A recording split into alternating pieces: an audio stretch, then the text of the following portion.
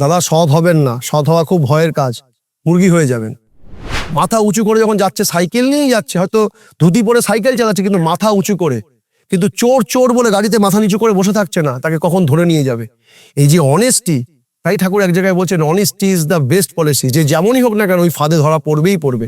আজকে দেখছেন যারা নেতা মন্ত্রী বিভিন্ন জায়গায় শুনতে পারবেন, তাদের কাছে হিউজ অনেক টাকা থাকা সত্ত্বেও, অনেক রত্ন মণিমাণিক্য থাকা সত্ত্বেও, ভারতবর্ষে এতগুলো ব্যাংক থাকা সত্ত্বেও সুইস ব্যাংকে গিয়ে টাকা রাখতে হচ্ছে। তার মানে তার লোভের পরিমাণ কোথায় চলে গেছে।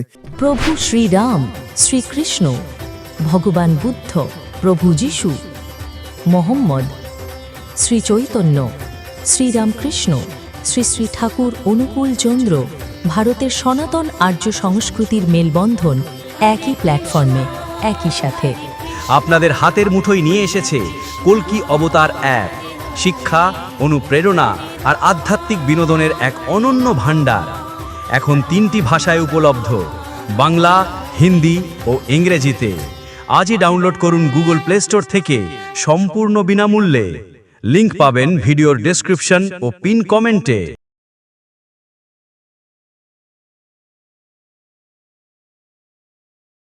দাদা সৎ হবেন না, সৎ হওয়া খুব ভয়ের কাজ, মুরগি হয়ে যাবেন। কিন্তু আমাদের ধর্মগ্রন্থ বলুন, আমাদের জীবন দর্শন বলুন, বলে honesty is the best policy. তাহলে কি যারা বলেছেন তারা কি আরো বড় মুরগি ছিলেন? না। তাহলে বলেছেন কেন? তাহলে আমরা মুরগি কি করে হলাম? এখন একটা প্রচলিত জিনিস হয়ে গেছে, যে যত সৎ হবে সে তত মুরগি হবে। আর ঘটনাটা পুরোপুরি মিথ্যেও নয়, কিন্তু প্রশ্নটা হচ্ছে যাকে ভাবিত করছে, মানে যে ভাবছে আমি মুরগি হচ্ছি, সত্যিকারে সে মুরগি তখনই হলো যখন সে অন্যের কথাতে পাম খেলো। কারণ যে সৎ সে অবশ্যই ভালো, সে অবশ্যই ঠিক জায়গায় আছে। কিন্তু যে সৎ হয়েও কারোর কথাতে পাম খেয়ে ডিজনেস্টের দিকে যাচ্ছে, সে অবশ্যই মুরগি হয়ে গেল। কারণ একটা মুরগি আরেকজনকে মুরগিই বানাবে। আপনি ছিলেন তো সৎ, তাই যেহেতু আপনাকে মুরগি বোঝে। কারণ মুরগিকে কে চেনে? মুরগি ভালো চেনে। কুকুরকে ভালো চেনে? কুকুর ভালো চেনে। যে রিয়েল তাকে তো ফেক কখনো চিনতে পারে না, কারণ আপনি ফেক হলেন বলেই ফেকের পাল্লায় পড়লেন। তাই আমাদের কথায় আছে honesty is the best policy. কিভাবে honesty is the best policy, এটা গল্প বললে বুঝতে পারবেন। একজন উট ক্রেতা, মানে উট কিনতে যাবে, বিভিন্ন মরুভূমির দিকে দেখবেন উটে করে সব বিভিন্ন আসবাবপত্র হ্যান ত্যান মাল মেটেরিয়াল নিয়ে যায়। তো তিনি অনেক দূর দূর মাঝে মাঝে যাত্রা করেন, তিনি ভালো দুটো উট কিনবেন। এবার যেখানে উট বিক্রি হয় সেখানে গেছেন, যে উট ক্রেতা বিক্রেতার সাথে দাম দর করে, যেমন আমরা বার্গেনিং করি, দাঁড় কষাকষি করে একটা দাম সিলেক্টেড হলো, সে উটগুলো কিনে নিয়ে আসলো। তো আমাদের দেখবেন বিভিন্ন জায়গায় ট্যাগ লাগানো থাকে গেঞ্জিতে, পিটার ইংল্যান্ড বা বিভিন্ন কোম্পানির ট্যাগ লাগানো থাকে ভালো ভালো ব্র্যান্ডই। তো ভালো উট যেহেতু কিনেছেন, উনি একটুখানি বার্গেনিং করে কম দামে গৌনির অবস্থায় গেছিলেন। তো উঠের পায়ের মধ্যে কিছু কাজি লাগানো ছিল। ওটাকে কাজি মানে কি বলা হয়?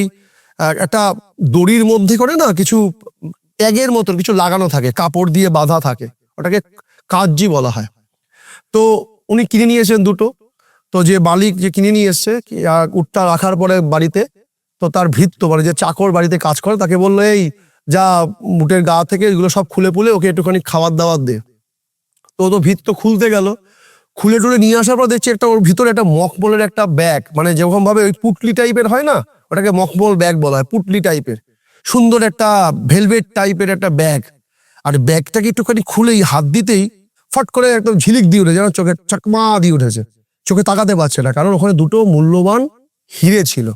মানে তার গ্লেজটা এতটাই যে শুধু এক ঝলকের জন্য পড়েছে সূর্যের লোক, তাকে রিফ্লেক্ট করছে চোখের মধ্যে, তাকাতে পারছে না। তো এই শুনে সে মনে মনে ভাবছে যে ভাই আমার তো মণি বিশাল ভাগ্যবান, যে চুরিও করতে পারছে না।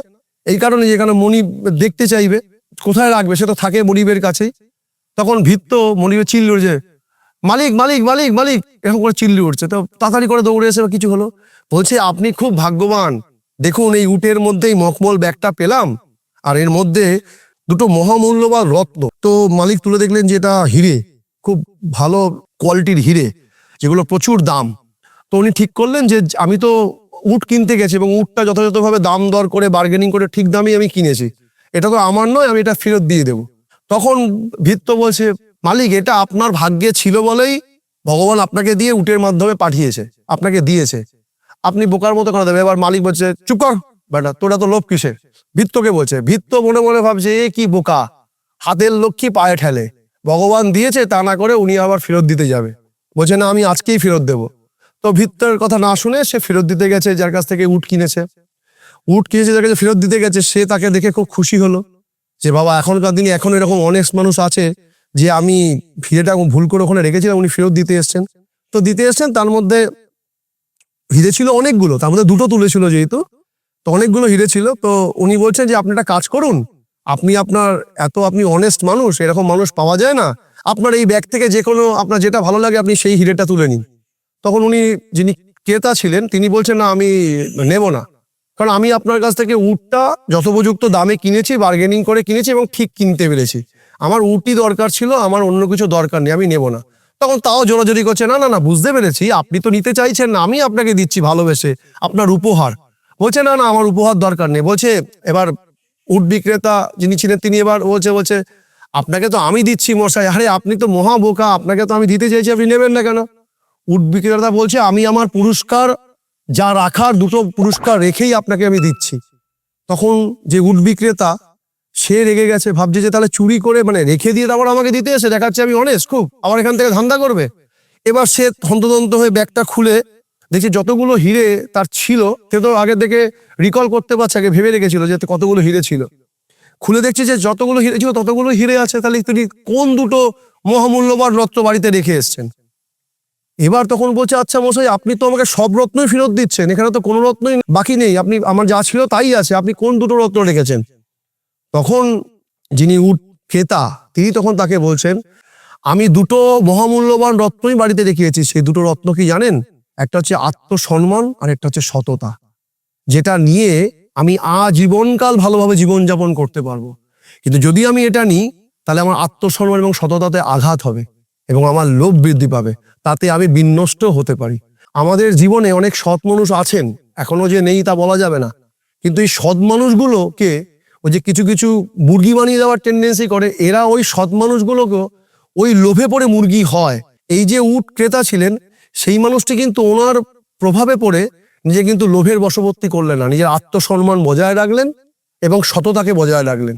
এই আত্মসম্মান সততা তার আছে বলেই সে কিন্তু এত বড় নবিক হতে পারলেন। যখনই আত্মসম্মান এবং সততাকে বিকিয়ে দিই অন্যের কাছে, তখন কিন্তু আমরা অলরেডি নিজের মহামূল্যবান রত্ন হারিয়েই ফেলি। আর যে ফেক রত্ন দেখছেন, যেগুলো আমরা ডায়মন্ড পায়মন্ড, এই রত্নগুলো আমাদের কিছু বাহ্যিক শোভা দেবে, কিন্তু অন্তরের শোভা কিন্তু নষ্ট করে দেবে। ওই একটা রত্ন আপনাকে আরো কিছু রত্নের দিকে লোভ নিয়ে যাবে, আর যখনই লোভ আসবে তখন কিন্তু আপনার অনেস্টি কিন্তু নষ্ট হয়ে যাবে। তখন আপনার ভিতরে থাকা যে রত্ন হারিয়ে গেলে বাইরের কোনো রত্নই আপনাকে ঠিক করতে পারবে না। তার জলজান্ত উদাহরণ আপনি বর্তমান সময়ে দেখতে পারবেন। বিভিন্ন জায়গার বিভিন্ন প্রশাসনিক কর্মকর্তারা আজকে দেখছেন, যারা নেতা মন্ত্রী বিভিন্ন জায়গায় শুনতে পারবেন, তাদের কাছে হিউজ অনেক টাকা থাকা সত্ত্বেও, অনেক রত্ন মণিমাণিক্য থাকা সত্ত্বেও, ভারতবর্ষে এতগুলো ব্যাংক থাকা সত্ত্বেও সুইস ব্যাংকে গিয়ে টাকা রাখতে হচ্ছে। তার মানে তার লোভের পরিমাণ কোথায় চলে গেছে।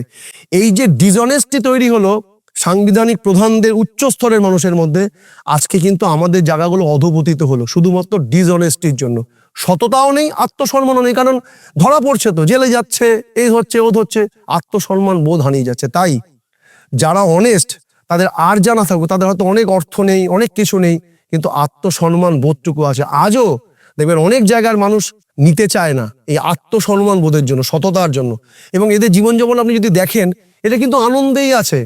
হতে পারে বাড়িতে অনেক বিলাসবহুল জিনিস নেই, আসবাবপত্র নেই, বড় বড় মার্সিডিজ গাড়ি নেই, হয়তো সাইকেল চালিয়ে, কিন্তু যে অনেস্টি, মাথা উঁচু করে যখন যাচ্ছে, সাইকেল নিয়েই যাচ্ছে, হয়তো ধুতি পরে সাইকেল চালাচ্ছে কিন্তু মাথা উঁচু করে, কিন্তু চোর চোর বলে গাড়িতে মাথা নিচু করে বসে থাকছে না, তাকে কখন ধরে নিয়ে যাবে। এই যে অনেস্টি, তাই ঠাকুর এক জায়গায় বলছেন honesty is the best policy. যে যেমনই হোক না কেন ওই ফাঁদে ধরা পড়বেই পড়বে। তাই জীবনে অনেস্ট থাকাটা খুব জরুরি। যদি বা বর্তমান সময়ে এই কথাটার প্রাসঙ্গিকতা হারিয়ে গেছে, কিন্তু জানবেন ওল্ড ইজ গোল্ড। যতই পুরনো হোক, যত পুরনো জিনিসই কিন্তু আমাদের কালচারে আসছে। তাই মানুষ সবসময় চায় কিছু নৈতিকতা, কিন্তু যেহেতু নৈতিকতার কোনো নিদর্শন আমাদের কাছে নেই, যারা শীর্ষস্তরের মানুষ তাদের মধ্যে নৈতিকতা হারিয়ে গেছে, তাই আজকে অধপতিত আমরা। তাই যারা যা করছে করুন, আপনি আপনার অনেস্টি বজায় রাখুন। দেখবেন কেউ কিছু দিক না দিক, পরমপিতা পরমাত্মা যাকে আপনি বিলিভ করেন, যিনি আছেন ঈশ্বর, তিনি কিন্তু আপনাকে ঠিক তার পুরস্কার দেবেন। তাই আত্মসম্মান এবং সততা নিয়ে বাঁচুন, আর মানুষের কাছে দৃষ্টান্ত হয়ে উঠুক। যেমনভাবে উট ক্রেতাকে আমরা দেখাতে পারছিলাম যে ইনি এই অনেস্টি এবং আত্মসম্মানের উদাহরণ হতে পেরেছিলেন, ঠিক আমাদের মধ্যেও আমরাও যদি শ্রী ঠাকুরকে ধরে এই অনেস্টি এবং এই সততার জ্বলন্ত উদাহরণ হতে পারে। আমি অনেকবার টিকিট না কেটে চলে গেছি কলেজ লাইফে। ঠাকুর যেমন টিকিট কাটেনি বলে ট্রেনে ওঠেননি। ঠাকুর অনুকূলচন্দ্রের একটা দৃষ্টান্ত। ঠাকুর তখন কিন্তু ছোট, যদি টিকিট তার না থাকাকালীনও তিনি ট্রেনে চলে যেতেন, তাকে কিন্তু চেকার কিছু বলতো না। অনেক সময় এখনো অনেক ছেলেরা, বাচ্চা ছেলেরা ট্রেনে উঠে চলে যায়, চেকার কিন্তু তাদেরকে চেকও করে না। ঠাকুরও সেই সময় ছোট ছিলেন, তিনি কিন্তু ট্রেনে করে চলে যেতে পারতেন। তার টিকিটটা তার কাছে ছিল না, তাই তিনি ঠাই বসা ছিলেন। তাকে বলছিলেন তুমি উঠে চলে যাও, বলছে না আমার কাছে তো টিকিট নেই, আমি যাবো কি করে। এই যে শ্রী ঠাকুরের যে অনেস্টি, আজকে আমরা তাকে ধরেছি। আমাদের মধ্যে জানি সেই অনেস্টি বোধগুলো থাকে। আমরা অনেক ভুল করি, কিন্তু মাথায় রাখবেন, আমরা মাথায় রাখা উচিত আমাদের, যে আমাদের মধ্যে অনেস্টিটা থাকে, সততা থাকে।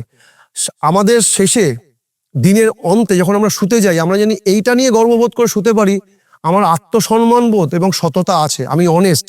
বাস এটাই আমাদের সব থেকে বড় হিরে জহরতের মতো কাজ করবে। এই দুটো থাকলে আপনি স্বস্তির নিঃশ্বাস এবং শান্তির ঘুম ঘুমাতে পারবেন, এবং অন্তিমে পরম ধামেও শান্তিতে যেতে পারবেন। নচেত কিন্তু দিন খুব ভয়াবহ। ডিজনেস্টি দিয়ে পৃথিবী চলতে পারে না। যতই বড় পৃথিবীর আজকে মডার্নাইজড হোক না কেন, ডিজনেস্টি কিন্তু তাদেরকে শেষের দিকে নিয়েছে। তাই আপনারা প্রত্যেকে এই honesty is the best policy, এটাকে ফলো করবেন এবং নিজের জীবন ইমপ্লিমেন্ট করবেন। সততা এবং আত্মসম্মান বোধকে নিয়ে চলে জীবনকে সুদৃঢ় করবেন আর ঠাকুরের মানকে উজ্জ্বল করবেন। ভালো থাকুন। জয় গুরু। বন্দে পুরুষোত্তম। প্রভু শ্রীরাম, শ্রীকৃষ্ণ, ভগবান বুদ্ধ, প্রভু যিশু, মোহাম্মদ, শ্রী চৈতন্য, শ্রীরামকৃষ্ণ, শ্রী শ্রী ঠাকুর অনুকূলচন্দ্র, ভারতের সনাতন আর্য সংস্কৃতির মেলবন্ধন একই প্ল্যাটফর্মে, একই সাথে। আপনাদের হাতের মুঠোয় নিয়ে এসেছে কল্কি অবতার অ্যাপ। শিক্ষা, অনুপ্রেরণা আর আধ্যাত্মিক বিনোদনের এক অনন্য ভাণ্ডার। এখন 3টি ভাষায় উপলব্ধ, বাংলা, হিন্দি ও ইংরেজিতে। আজই ডাউনলোড করুন গুগল প্লে স্টোর থেকে সম্পূর্ণ বিনামূল্যে। লিংক পাবেন ভিডিওর ডেসক্রিপশন ও পিন কমেন্টে।